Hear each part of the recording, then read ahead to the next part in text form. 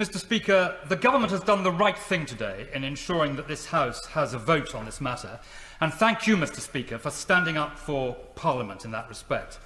And there is a straight choice, as outlined by the Leader of the House yesterday in his statement, and it is between rejecting this motion tonight, in which case the Government will restore the 0.7 from next year.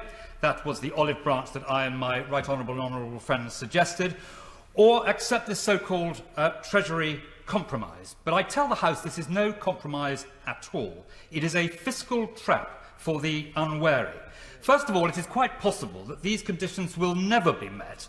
And you don't need, Mr. Speaker, to look in the crystal ball. You can read the book. It is indisputably the case that there have only been one occasion in the last 2 decades, in 2001, when these conditions would have been met.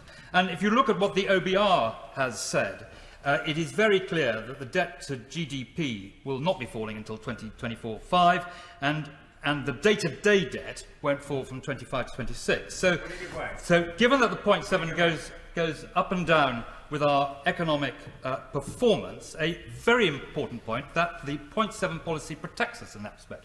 Yes, I give way. Very grateful to him for giving way, but does he not accept that the OBR have exaggerated the gloom on the debt and deficit, particularly in the last 2 years?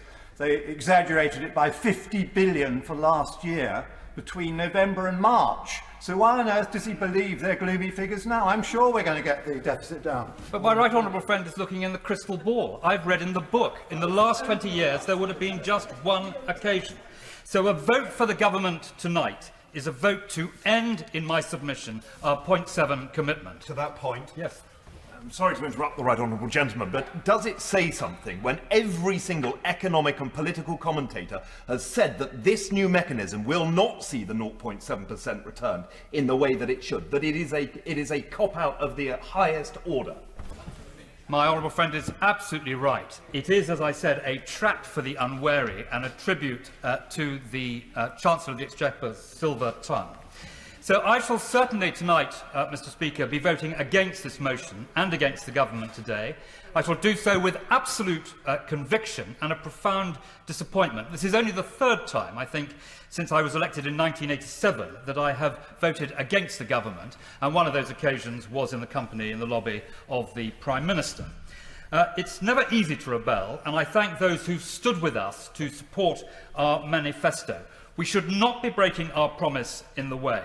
We should certainly not be seeking to balance the books on the backs of the poorest people in the world. I'm incredibly proud to have been a member of a Conservative administration which declined to do that, even with the austerity that we faced.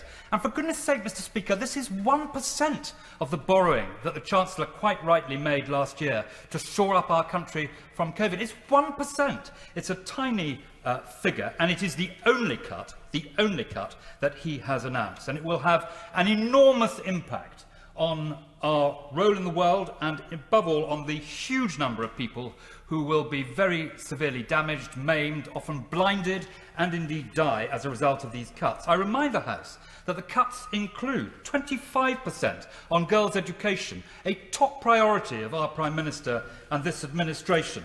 For neglected tropical diseases, where, thank goodness, the philanthropists have stepped in for 1 year only to protect the British taxpayers' investment, we've cut it by 90%. And in the Yemen, as my right honourable friend said earlier, by 60%, which is literally the equivalent of taking food away from starving people. And this is what we are doing to the world's poorest. This is how we are trashing our international reputation. We are the only country in the G7 cutting in the middle of a pandemic. Everyone else is increasing. And this is a decision we do not need to make. Since we started this campaign, Mr. Speaker, there's been a 9% increase in support across our country for the government's policies. And it is, to coin a phrase, worse than a crime. It is a mistake. And may I say, Mr. Speaker, finally, in humble respect to my own party, some of us have seen this movie before. It took us 23 years, until 2015, to achieve an overall majority by wiping out the Liberals, Democrat seats. And to achieve it, we secured the support of decent, internationalist, pro-development spending who saw from our time in austerity that we would stand by this promise. The former Brexit Secretary and I visited Chesham and Amersham. And may I say that our much-loved former colleague, Cheryl Gillan, would be voting with us on this issue tonight. Anyone who thinks this is not affecting our party's reputation is living in cloud cuckoo land. In Chesham and Amersham, they have the biggest Christian Aid group in the country. There is an unpleasant odour wafting out from under my party's front door. This is not who we are. This is not what global Britain is. And I urge my right honourable and honourable friends tonight to vote against this motion.